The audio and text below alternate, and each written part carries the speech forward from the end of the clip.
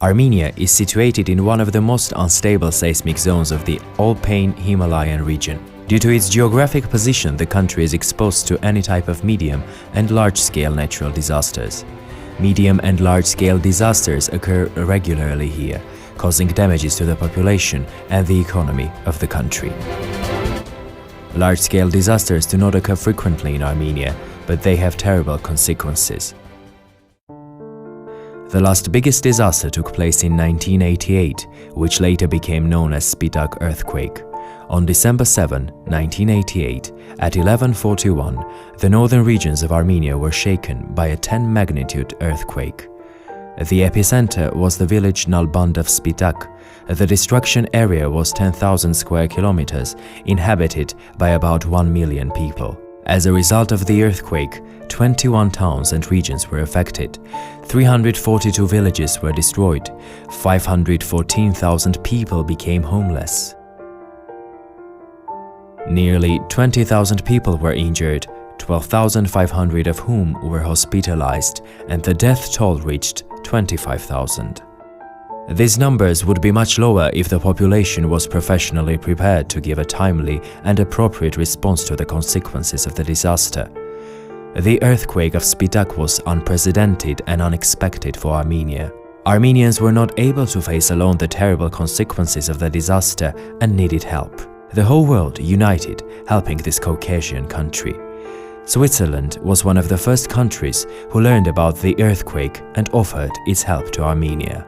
Since the very first days after the devastating earthquake, the Swiss humanitarian forces worked in the country and provided professional assistance. Later on, the Swiss took part in the rehabilitation activities taking place in the country, constructing houses for the victims.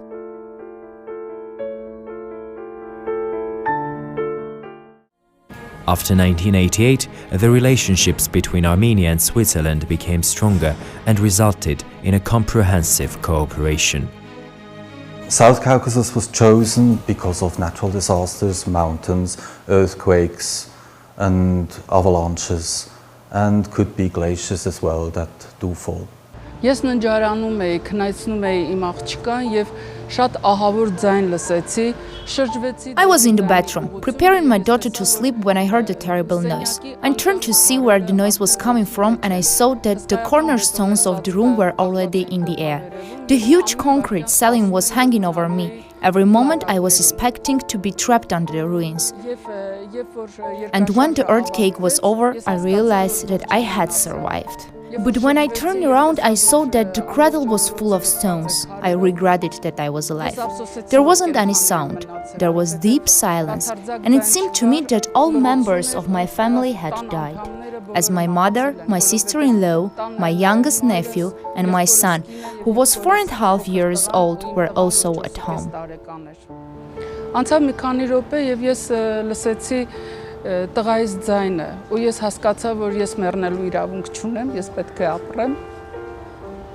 A few minutes later, I heard my son's voice, and I realized that I had no right to die, and I had to live. The earthquake of 11:41 divided my life into two parts, before and after. As because of the earthquake, my relatives, close people, friends had died, and it made me suffer a lot and left terrible traces in my life. However, I managed to recover. I had my second daughter, who gave me the strength to live. She has the same name as my dead daughter. She is now 28.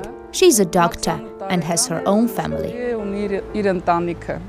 According to the existing statistics, in 90% of cases, the people's lives can be saved during the first 72 hours after the disaster.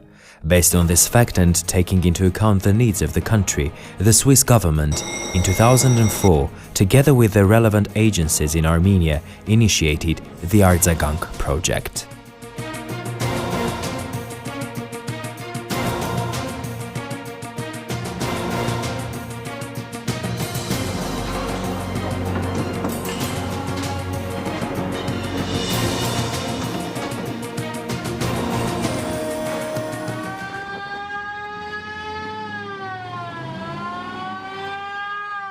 Despite the fact that the Armenian fire services were able to carry out their work perfectly, However, if needed, they would have difficulties to carry out rescue activities. The first step of the Armenian-Swiss cooperation was directed towards filling this gap.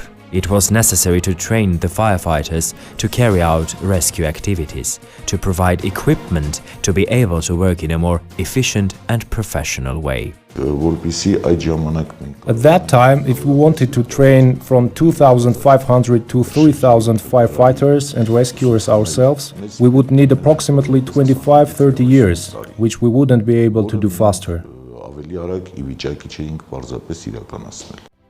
As a result, 2,400 firefighters received deeper knowledge about how to provide assistance. In order to implement their work more professionally, 62 fire stations of the country were provided with the necessary equipment. The assistance provided by the rescue team at the disaster site can't be complete if there is no medical staff together with it. The medical staff is the first one to deal with the casualties, and it's them who give the rescuers appropriate instructions while moving the casualties to a safe place. Therefore, without involving the medical staff, the started activities would not be considered complete. That is why, since 2008, the Swiss Agency for Development and Cooperation, together with the Ministries of Health and Emergency Situations, has initiated a new project involving also medical units. The representatives of Armenia's health system were included in this program to upgrade their knowledge, while in order to increase the efficiency of their work, they were also provided with the professional equipment. As a result of the project, 27 medical units were established in the 6 most vulnerable regions of the country, involving 540 medical professionals.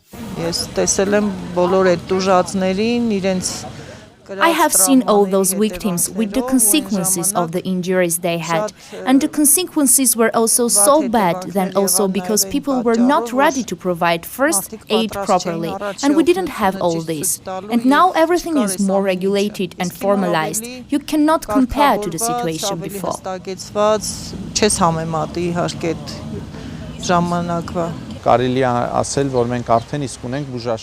We can say that we already have a good army of medical personnel to give a rapid response in case of necessity. To achieve sustainability together with the Swiss Agency for Development and Cooperation. And with their help, it is necessary to develop education programs and introduce them in the existing education systems. I think it was a very important step, and this last project seems to have both summarized and logically concluded all the activities that were effectively carried out over the past years.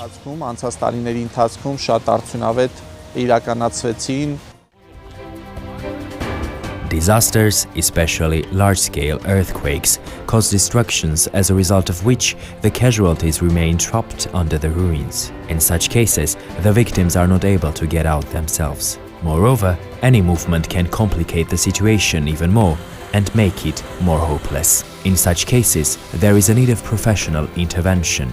The rescuers need deeper knowledge and equipment with the help of which they can take the casualties out of the ruins safely.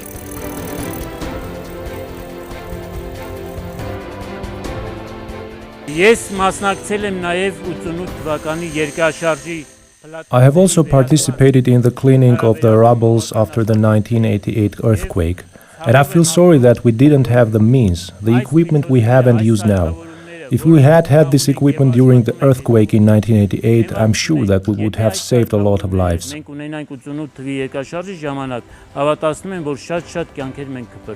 The Swiss Agency for Development and Cooperation, during the process of training of the Armenian rescuers, has applied a new method. One of the objectives was to change the attitude towards the rescue work. A new training program and a methodology were developed. For Switzerland, it's very important that we are concentrating on strengthening the national capacities of Armenia. So really to make sure that the Armenian Rescue Service is ready and has the capacities which are needed in case of an emergency. The results were positive. The Armenian rescuers were able to meet all the requirements and to do their work perfectly. Based on the positive results achieved as the last step of cooperation in 2014, the Swiss Agency for Development and Cooperation initiated the creation of 5 regional rapid response rescue teams. In total, the teams will include 235 rescuers who are able to respond to the disasters taking place in the country in a professional and efficient way. Next step was a decentralized training, that means in the region itself, doing management and staff procedures, rescue training with a new equipment, heavier equipment than they have been used before. Search, that means they had cameras and audio disposals for searching persons in voids, trapped persons, and we did a part of logistic, that means maintenance of this new equipment. After having done these basic trainings together with our colleagues from the academy, we merged these elements in exercises. In a second phase, integrating more and more the trainers of the academy to take over responsibility in training.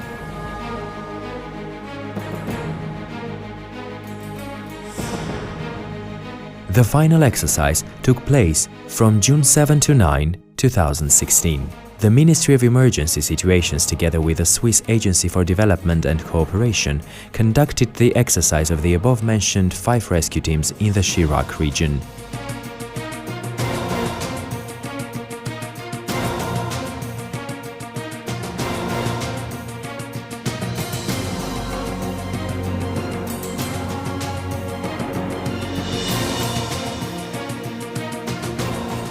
This was the first exercise when 5 trained rescue teams worked side by side, demonstrating the high level of professionalism. Thanks to the gained knowledge, both men and women were able to respond quickly, to reach the disaster site and provide professional assistance.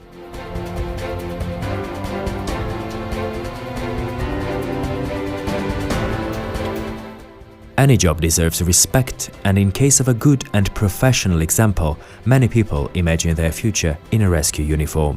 Perhaps this is the reason why a father and a son work side by side as colleagues in the Yerevan rescue team.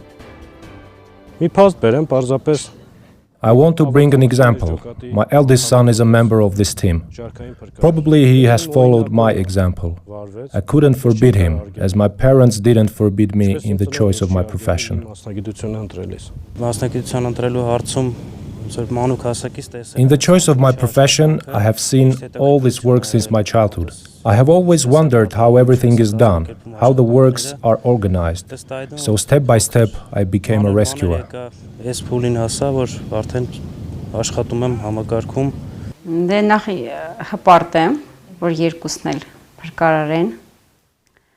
First of all, I am proud that both of them are rescuers and save people's lives, and I am worried when in case of an accident they go to the site. I am worried for both, the people's life they have to save during the accident and that nothing happens to them.